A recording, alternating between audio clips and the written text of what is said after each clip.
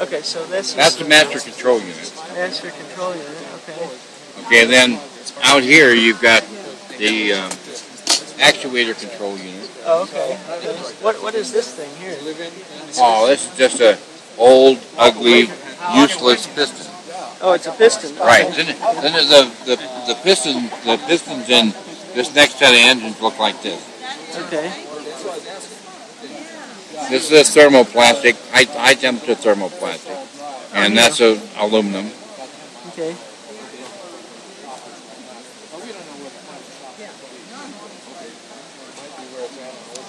Have you met Dale Pond? Dale who? Dale Pond. You know, with the Keeley's Dynasphere. That guy. I haven't a clue. Oh, okay. I've met a lot of people. I don't know who the hell they are, most of them. Oh, okay. Sorry. So you got this one here. What's this one? Oh, well, this is the actual one, and this is a secondary. This is a test unit. Oh, Same okay, thing. Okay. Same thing. Oh, cool. So these coils go inside here, or? Right. Well, they actually go on the cylinder. This coil is the ionic coil. This coil is the speed coil. Okay. What's a speed? This one creates a squeeze on the gas in order to create the to ionize the gas so that it gets ready to become plasma. Okay. And then this one does. That one sets the virtual cylinder. What's a virtual cylinder? That's how the engine goes faster or slower. Oh, okay. Okay, remember that the plasma has a fixed expansion ratio of 5 to 1. Right. And this 5 to 1 happens at a fixed rate. Or a matter of milliseconds, right? Right. Right. So the only way to make the engine go faster is to make the cylinder smaller. Oh. Okay, because by making the cylinder smaller, you're now making the cylinder longer, even though the time frame to get from point A to point B is still the same. Okay. Okay, but now the piston can only travel so far. Right.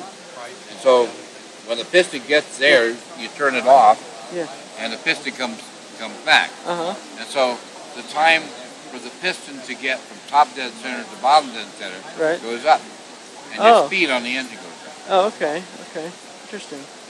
And then, so that makes that happen there, and then what happens here? Well, that's just standard crankshaft. Oh, okay. Oh, okay. So it's moving these gears inside here, back. No gear. Or not gears. Those are actually teeth that go underneath that reluctor right there under your hand. Okay. And that turns around and feeds that little computer that's right down a little bit further down from you. And that computer tells the master computer where it's at and how long and how many. And it actually puts out 2 signals. So One of them, it's also on a canvas, but it also puts out 2 signals. It's also what? One is 2 signals. No, but you said it's also on a canvas. On a what? All of the controllers intercommunicate with each other on a computer, on a CAN bus. CAN bus? CAN bus. C-A-N. CAN bus. What's a CAN bus? Car Area Network. Oh, CAN bus. CAN. Oh, okay.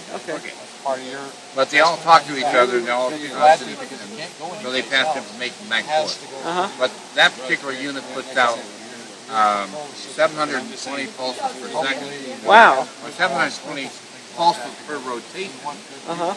And a top dead center here. Okay. That's the top dead center here. Top dead center where? On this cylinder. Oh, okay. Can you point to it again? So the master of this cylinder. Oh, okay. So the master controller then knows within a half degree exactly where both pistons are. Oh, wow. That's accurate. That's very accurate. So we have to be that accurate. Right. So when you're dealing with plasmas and things like that, I guess, right? Yeah. Yeah. Well, it's usually good. Well, yeah, that too. But I mean, does this rotate here, this shaft? Yeah, that's the output shaft. Okay, so that's where you get your energy output. Yeah. And how far can this go without breaking down? Or worst case, about 4 months continuous. 4 months. Continuous. And then what do you do when it breaks down? It doesn't break down. Well, what do you do after 4 months? Well, it depends, okay? You can refuel it and run it for another 4 months. How do you do that? Well, you take the gas out of the cylinder, replace the gas, and let it go.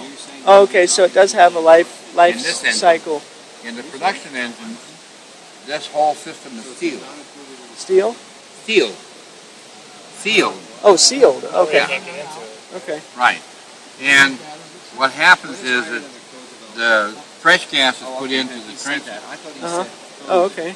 And it's dispersed back and forth by blow by and blow in.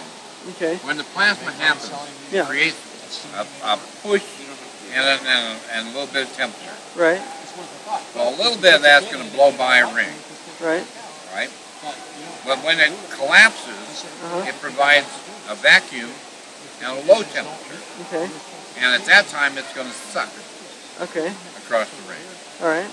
So there's constantly going to be some transfer of gases between the cylinder chamber, the transition chamber, and the crankcase. Right. Okay. And the crankcase, of course, is sealed. All the bearings are marine sealed. Okay. And they all have synthetic lubricant. Oh, wow. So they'll run for pretty much forever.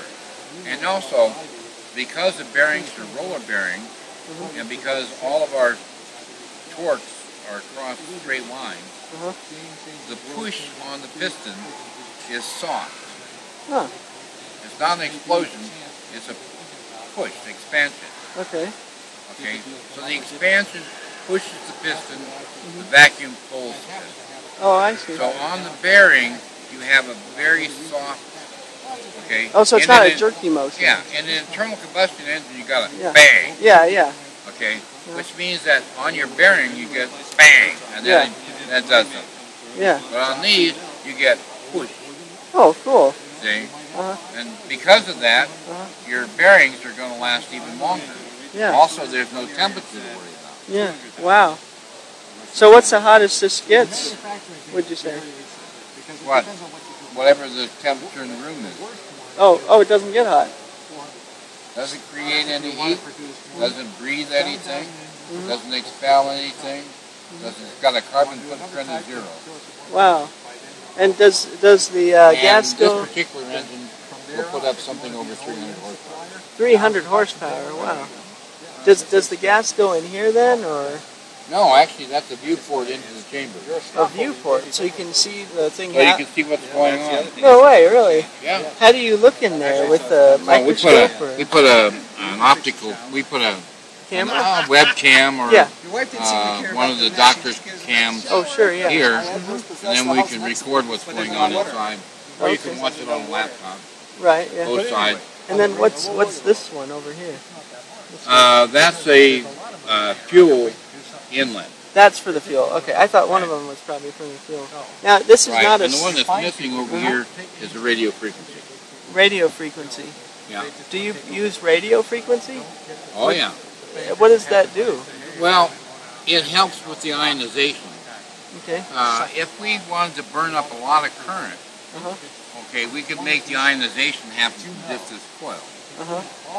But if we don't want to burn up a lot of current, we want to burn up a light current, we can start the process of ionization from there and complete it with the radio frequency on this antenna. Okay.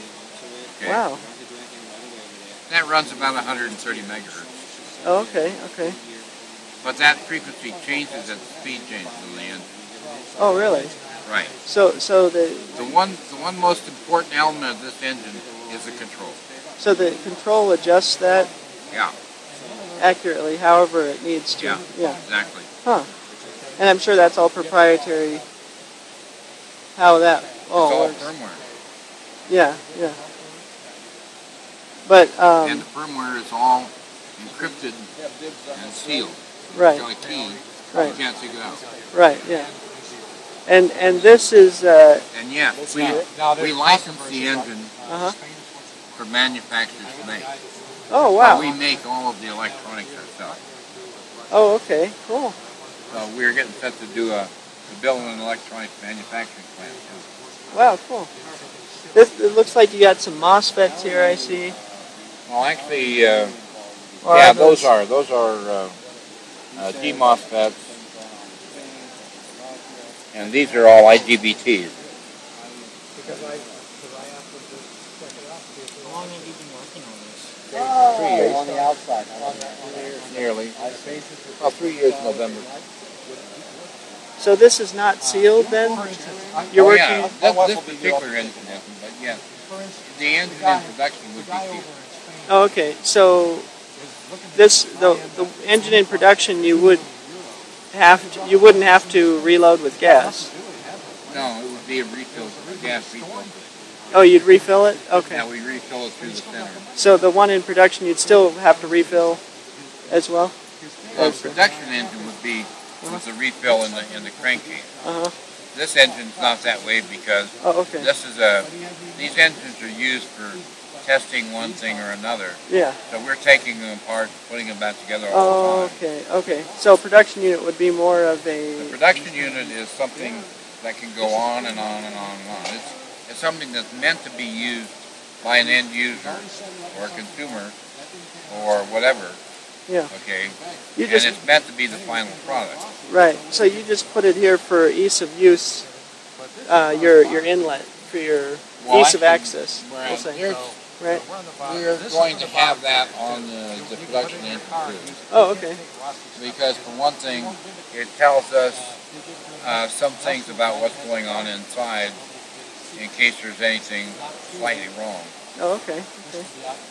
We can actually look into that viewport and tell you what the gas mixture is, and tell you what how the timing on it's working and everything else. Wow.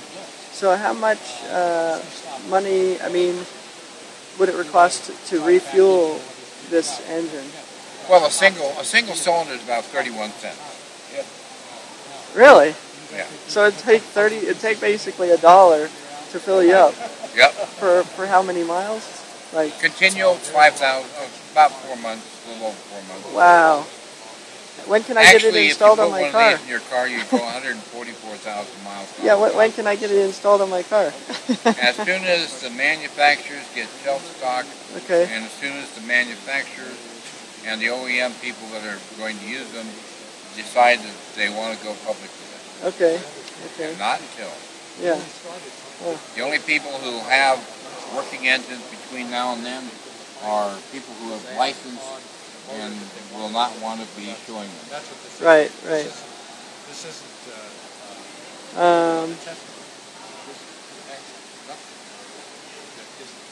If that fails, do you have any plans to do any other sort of ways to get this out, like making kits, or I don't know? No. No? Okay. No, we're going to license the engine for manufacture. We may end up manufacturing some specialty engines that are needed for short or jobs where they don't need a lot of engines, they just need a few. That kind of thing. But as far as I can tell you now, there won't be any reason at all to sell an engine to a private individual. Oh, okay. And as a matter of fact, the manufacturer will not be able to sell an engine to anyone who has not got a certified OEM license. Oh, okay. So you're selling a license? And the controllers can tell which engine is which and what fuel is what, and whether or not it's the right engine, the wrong engine, that kind of thing. Right. So you're not selling any of this today, or are you? No, not at all. Oh, okay. You have to get We're just here to show that the technology does exist, right? And that it is getting very close, and that by this time next year, we'll probably be back with a real live production version of the engine. Oh, wow. Okay. Well, thank you for your time. Yes, sir. Thank you.